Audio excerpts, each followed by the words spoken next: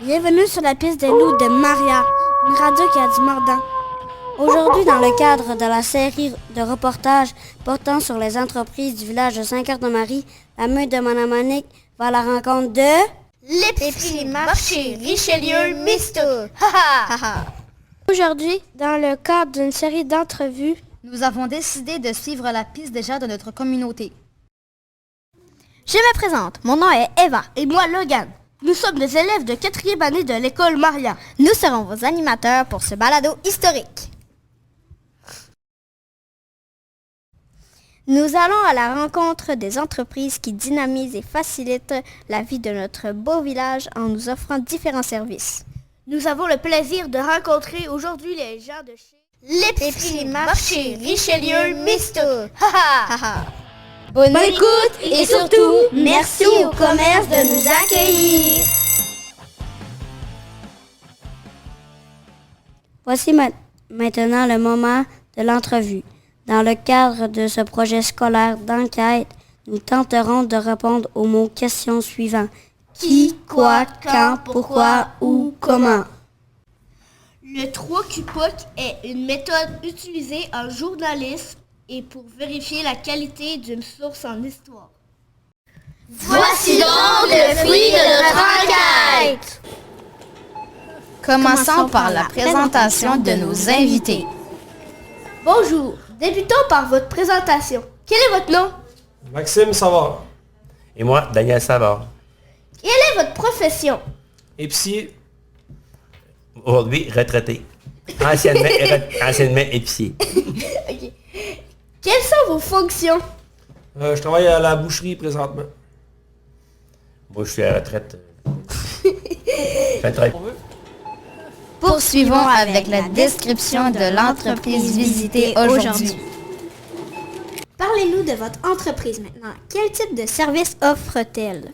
Dans le fond, ça se trouve être une épicerie. On offre les services de boucherie, de fruits et légumes, les mets préparés, le pain aussi, les cannes, les rangées, le lait. Ça englobe environ pas mal tout ça, je vous dirais. Parfait. Parlez-nous un peu de l'histoire de votre entreprise. Quelles sont les années marquantes? Dans le fond, l'ouverture du dépanneur a été en 1951. Ça se trouvait être un petit dépanneur, je pense, c'est pas très gros. C'est Quasiment comme une maison, ou presque. Ouais, c'est ça. C'était pas très gros. Puis après ça, en 1963, ça est devenu une épicerie de quartier sous la bannière Épi.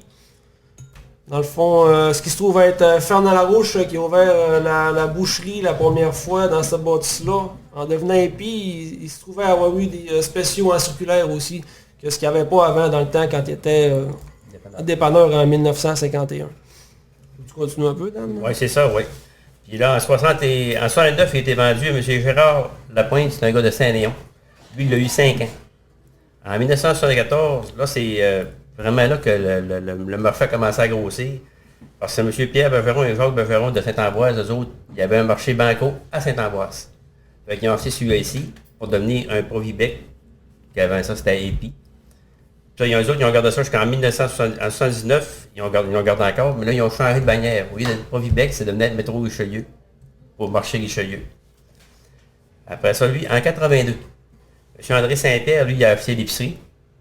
Puis là, ben, c'est là que ça a commencé vraiment à grossir encore plus. Quand André a acheté en 1982, il y avait encore les tablettes de bois, la patente. Il y avait, André, lui, il a posé des tablettes de fer. Après ça, ben, il a régrandi en 1987, il a régrandi une fois. En 1997, il a régrandi encore. En 99, il a régrandi encore un petit bout en arrière pour l'entrepôt.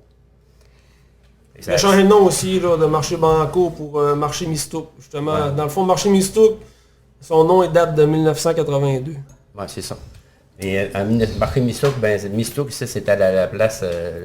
Anciennement, il s'appelait Mistouk, c'est un gars de maïs, il s'appelait Mistouk dans le temps. Puis moi, ben, j'ai acheté en 2004.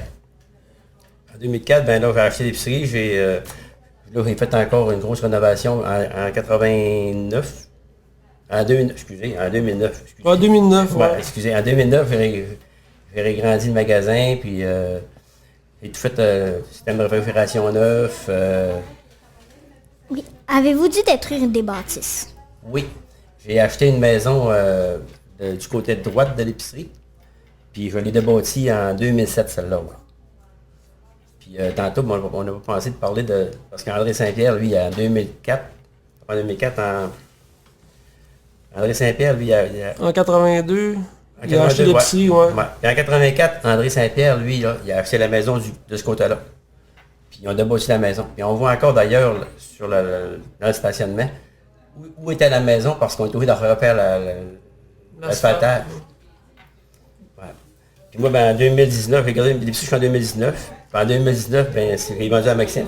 Ouais, c'est là que moi et mon frère Jérôme, on a acheté l'épicerie en 2019. Jusqu'à aujourd'hui, c'est nous autres les propriétaires. Ça ressemble à ça pour l'histoire un peu du marché mystique. C'est le moment des petites anecdotes savoureuses. Miam, miam, miam. Avez-vous des anecdotes à nous raconter? Ben, j'en ai pas beaucoup, mais je me souviens d'une que je me souviens qu'un employé, il s'était rentré une broche, il avait défait une boîte, puis il s'était rentré une broche d'un doigt, puis j'y avais tombé comme sans connaissance là, à ma mémoire, là, mais je suis pas mal sûr qu'après ça, il est allé à l'hôpital, là, il me semble. Ce serait pas mal une que je me souviens vite comme ça. Voici maintenant le moment venu de parler du cœur de l'entreprise, son équipe. Lorsque nous visitons votre commerce ou faisons appel à vos services, qui pouvons-nous rencontrer? Dans le fond, vous pouvez rencontrer Laval là, et José à la boucherie. Ensuite, vous pouvez rencontrer Daniel aux fruits et légumes. Après ça, il y a Vicky et Marie-Josée dans l'épicerie qui s'occupent plus des rangées, les boîtes, ces affaires-là. Ensuite, il y a la caisse, il y a Andréane et Claudia. Et à la miche cuisine, c'est José, Thérèse et Sophie. Projetons-nous dans le futur maintenant. Hey, hey.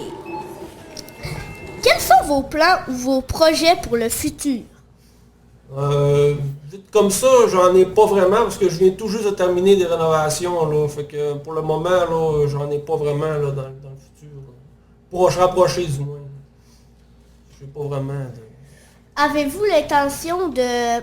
Les rénovations, dans le fond, que je viens de faire, ça se trouve être qu'on a tout rénové à l'intérieur du magasin, ce qui se trouve être la décoration, les rangées aussi, le système de caisse, toute l'informatique là, a été améliorée aussi là, à l'intérieur. À l'extérieur, j'ai rien fait, là, ça a été fait là, pas tellement des années, c'est encore assez propre. Ok, mais avez-vous l'intention de aller chercher plus loin la nourriture pour comme avoir de la plus bonne qualité? Non, c'est même dans le contraire, je vous dirais, là, depuis bien des années, il y a de plus en plus de produits au Québec de meilleure qualité, fait que... Au nom de toute la mode de Madame Monique, nous vous remercions d'avoir suivi les Loups de Montréal dans cette belle entrevue. Nous vous invitons à rester à l'affût car notre balade ne fait que commencer. D'autres belles rencontres sont sur notre route. Ici Eva Et Logan. On vous dit à la prochaine des loups. Ah